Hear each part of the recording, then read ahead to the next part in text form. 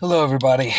Um, I've been putting off making videos to start to try to explain my situation for a while because it's frankly just embarrassing on several levels.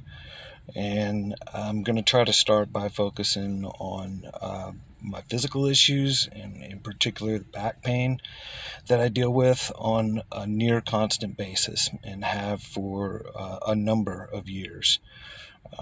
I mean, it's been really, really bad for like 5 to 6 years. I've tried a range of things. I'm scheduled for injections. I'm doing physical therapy right now. Um, I've been in better shape than I am right now, muscle tone, core, and all of that. But even at the best, it's not enough to make up for or cure the things that are going on with my back. And this is a major factor in why I'm asking for help because, quite frankly, um, there's not a lot of housing options out there for somebody in my position, of my demographics. And after losing my housing and a housing voucher over false allegations that were completely dropped, there's a very low chance that I'll ever get another housing voucher. Um, Add to that the gaps in income that have come from these health issues that really started spiraling and getting really bad after about 2015 or so. It's really before that, but things definitely took a big turn south at that point. But I have to pretty much be in a recliner and balance my activity according to the way my body is reacting.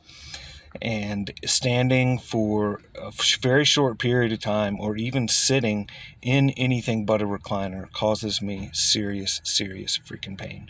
I'm talking to the point where almost nauseous, to where you can't really think about anything else. um, and it's really very hard to motivate myself through and to take action because it drains your energy. Chronic pain really drains your energy. So I guess I'll just list off some of the main factors. Like, the last list I got of summary of my back issues was 2 pages long. I can't remember it all. And like I said, I am pursuing what treatment I can right now, but I've been told several times that surgery is most likely the only thing that may or may not even help long term. But I'm dealing with number one, flattened and dried out disc, degenerative disc disease, desiccated disc desiccation. To illustrate just how much, I've lost an inch and a half of height since I was 18, and I'm 46 now. In the words of my physical therapist, like, that's about normal for somebody his age, but he's like 70. Um, so that those are yeah. So there's that. Stenosis, which is swelling of the vertebral bodies. It pinches your spinal cord eventually, and I'm having some of that now. Spinal fluid buildup, and that varies. Arthritis, which of course bone spurts that push out into flesh and soft tissues and nerves, um, and a number of bulging discs. I had a couple of, at several different points, discs were pretty bad that looked like they were slipping or moving. But add to that fibromyalgia, which is a complicated thing to understand, and I won't tell you that I do, but I do have the diagnosis and I do have all the history concurrent with that. Um, yeah, so I if I can't find, one of the biggest reasons I haven't been able to find work that's suitable, and I've tried a number of things but just cannot handle the continued pain, is right now that I don't have transportation, and that means I'm getting around on a bike and public transit.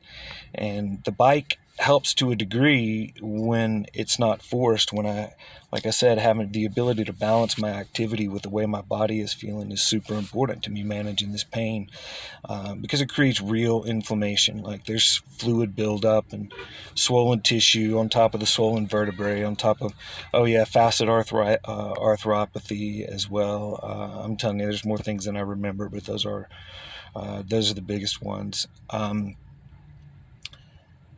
But yeah, the pain just gets ridiculous from sitting in anything but a recliner. I'm sitting in a car waiting for a friend to get out of court right now. Just came to support him, kind of moral support. He made a bad decision in really a time of desperation when he's on the street and struggling. And he's in rehab now and or not rehab, he went through detox and rehab. He's in a sober living facility. But anyway, came here for moral support. I mean, by the time we've been sitting for 30 minutes, my back was already hurting this morning. And to give you an idea, I did the second of 2 physical therapy sessions this week, which were mostly TENS and acupuncture. And yeah, I've never had acupuncture hurt like this, and I've had it a number of times, but it hurt. It put my back in spasms. And then I spent about 4 or 5 hours yesterday in a chair at the library trying to work because I can't concentrate at the place that I'm staying right now. Get into that maybe in another video, but there's just a lot of tension there, and I don't feel comfortable. Also, I'm maybe a little bit claustrophobic, and I'm in a basement, unfinished basement that doesn't really have a lot of light, and it grinds on my mind to even be there. But that's where that is where the only mostly comfortable chair, it's not perfect, that I have, but it is a recliner. I've had it for a few years, and until I got that, I was in such pain that not even ridiculous amounts of opioids were dealing with the pain.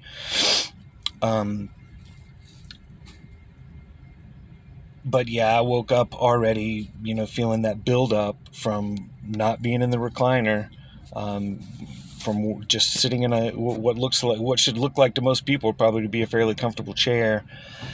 But it builds up. Anytime I'm upright, that pressure just pushes down, like compression just really building on my back. I mean, for friends and people that know me, like if you've ever been around me in person, you're always seeing me stretch or bend over or try to pull my vertebrae apart to pull the pressure apart, pop the bones, or to stretch.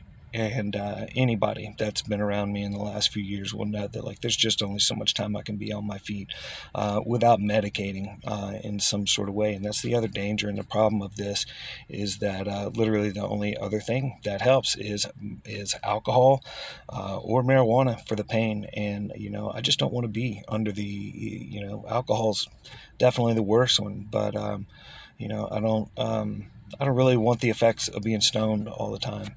Or even most of the time. And yeah, so just the level of pain from sitting in a courtroom bench today it went on to about an hour and a half. His case got bumped into the next docket, and the attorney just seems to be a space case. Doesn't really have a clue that people are sitting around waiting. But anyway, I have so much pain that I have to come out and sit in a car. And car seats are leaned back and a little bit more reclined. It's not perfect, but it's mitigation. So that is, the back pain has been a major issue in finding any type of work. I was selling papers for the Denver Voice, and they were happy to make an exception for me to let me sit down in a little camp chair that reclines me back. But it's kind of hard to get people to pay attention, and it's also just a constant rejection thing that is just really difficult for me at this point. They're a paper that writes on homelessness and poverty and solutions from the street perspective. So it's something that I care about. But to be honest with you, 99 out of 100 people that pass by that you might talk to just don't, or they don't want to engage.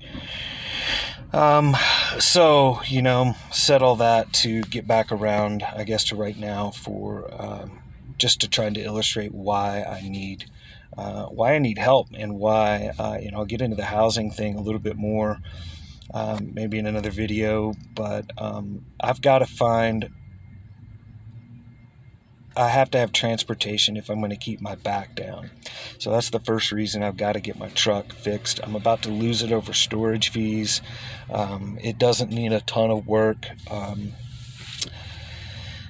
But it's kind of my only hope for finding work and being able to operate without being in serious pain because of transit. And I should explain that a little bit more. Right now I'm in Centennial, which is on the far southeast side of the metro in the Denver area, and not only do buses quite frequently just come too early for you to catch them, or they don't show up at all, the wait times and the coordination, the miscoordination through maps or through their own services, almost always, if I have to go across them, like just going down to Denver to center of town, it's 19 miles and it typically takes about an hour and 45 minutes. If you don't catch the right buses just right, or if one doesn't show up, or if you miss one, it's 2.5 hours. So it quite frequently is a 4 to 5 hour round trip commute where I'm spending a significant amount of time standing around waiting or sitting on one of their benches, which are extremely uncomfortable, both of which are extremely uncomfortable. And this pain, by the way, it's not just when I'm standing or when I'm sitting in an uncomfortable seat. That builds and builds and builds. But the irritation that it creates takes days of bed rest and being in a recliner just to recover from. And I mean just something as simple as a couple of weeks ago, I went to my friend here, who I'm waiting on. I went to his birthday party, and just in a few hours of mostly sitting in a chair and doing a little bit of food prep, I mean, my back was so flared up and I'm in so much pain that I had to leave. And it, again, takes days, several days of doing not very much for that activity to go down. I mean, it even affects grocery shopping because I don't have a way to get very many groceries back. If I put very much weight on my neck, I've got a pinched nerve and jacked up discs in the neck as well. If I carry more than about 10 pounds for very long, I'm wrecking my neck for days. So don't necessarily eat right, and I can't take advantage of cost savings from cooking more. So it really does kind of affect every area of my life, and I haven't even touched on the way that chronic pain interacts with ADHD, which I'm learning a lot more as somebody who has basically had ADD untreated for a number of years. I was diagnosed by a very competent pediatrician who dealt with not only ADD, but also ran a foundation for gifted kids. So I will also mention here that, you can be smart and have ADD, ADHD. So the directed attention part is what really makes things difficult to get things going. I will talk about that in another video.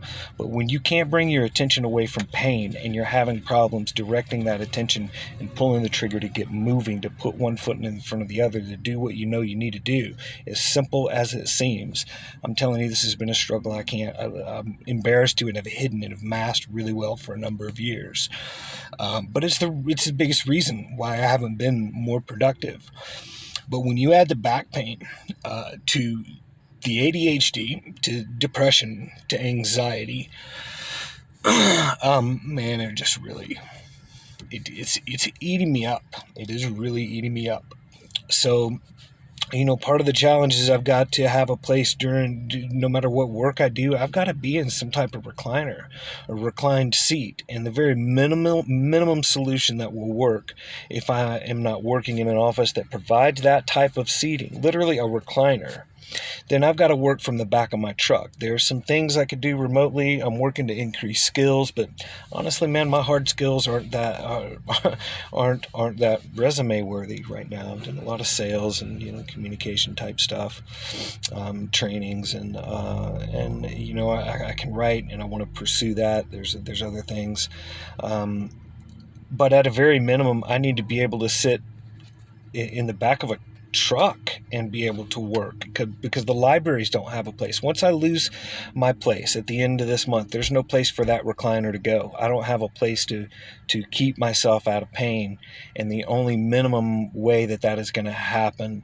without housing or without literally a job that lets me be in a recliner part of the time in totally control when I'm up and down. I may need to lay down. I may need to go for a bike ride. I may need to take that day off and stay in bed. But that in a bed, if I have to be, I'm going to have to cut it short, and I'll come back to this.